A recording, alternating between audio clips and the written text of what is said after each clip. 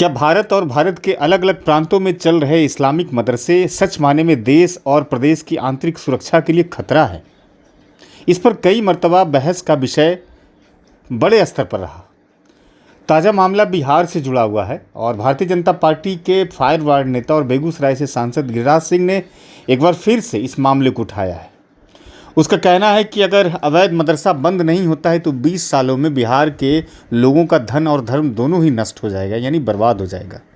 इसलिए हम नीतीश कुमार से आग्रह करते हैं कि अवैध मदरसों को बंद कर दिया जाए और वैध मदरसों में विज्ञान की पढ़ाई शुरू कर दी जाए।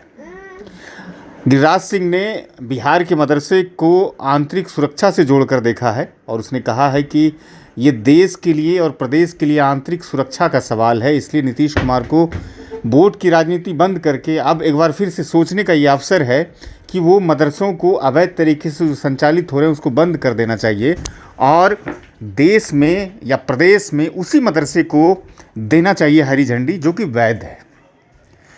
एक तरफ हमेशा से भारतीय जनता पार्टी के नेता इस्लामिक मदरसों पर सवाल खड़े करते रहे हैं, तो वहीं बचाव के लिए विपक्ष हमेशा से इस बात की सिफारिश करता रहा है कि मदरसों में न केवल धर्म की पढ़ाई होती है बल्कि विज्ञान की भी पढ़ाई होती है।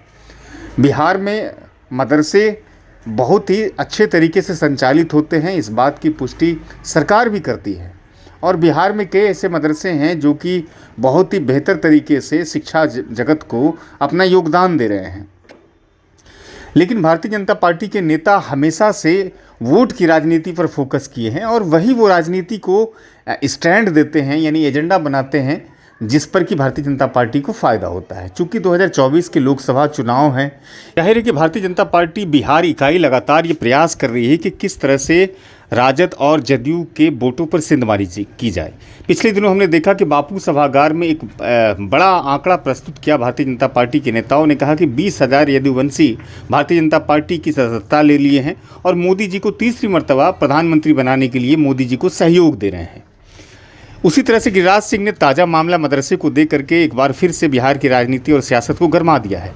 हम आपको बताते चलें कि गिरिराज सिंह ने ये कहा कि बिहार की सीमा नेपाल और बांग्लादेश से लगती है और इस इलाकों में अवैध तरीके से मस्जिद और मदरसों की बाढ़ सी आ गई है। अब वक्त आ गया है कि नीतीश कुमार की वोट की राजनीति से ऊपर उठ करके बिहार की और देश की आंतरिक सुरक्षा को ध्यान में रखते हुए ऐसे मदरसों को बंद कर देना चाहिए और जो वैध मदरसा है उसमें विज्ञान की पढ़ाई को शुरू कर देनी चाहिए।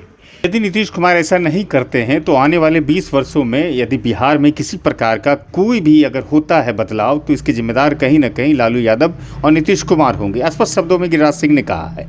दूसरी तरफ आपको ये बताते चलें कि आज से कुछ दिन पहले गिरिराज सिंह ने हलाल जो सामग्री है उसको लेकर के नीतीश कुमार को एक पत्र जारी किया था और कहा था कि हलाल जो मार्केट में उपलब्ध है बिहार के उसे बंद कर देना चाहिए, चूँकि हलाल ये एक तरह का धर्म विशेष है और हलाल सामग्री से एक धर्म विशेष की पहचान और उसकी प्रचार होती है, इसलिए हलाल सामग्री को भी बंद कर देना चाहिए। फिलहाल ये जानकारी आपको सिटी टाइम्स के माध्यम से मिली है। अगर आपको ये खबर अच्छी लगती हो और जानकारी भरी लगती हो तो हमें यूट्यूब पर आप सब्सक्राइब कर लीजिए। फेसबुक पर भी पेज है, उसे फॉलो और लाइक ज़रूर करिए ताकि मैं और भी दूसरे वीडियोज़ या खबरें आप तक लाता रहूं। एक और चीज़ ध्यान रखिए कि आप सब्सक्रिप्शन आधारित पत्रकारिता को चुनिए। विज्ञापन पर आधारित जो पत्रकारिता है वो आपके हक और हित की बात नहीं कर सकता है। धन्यवाद।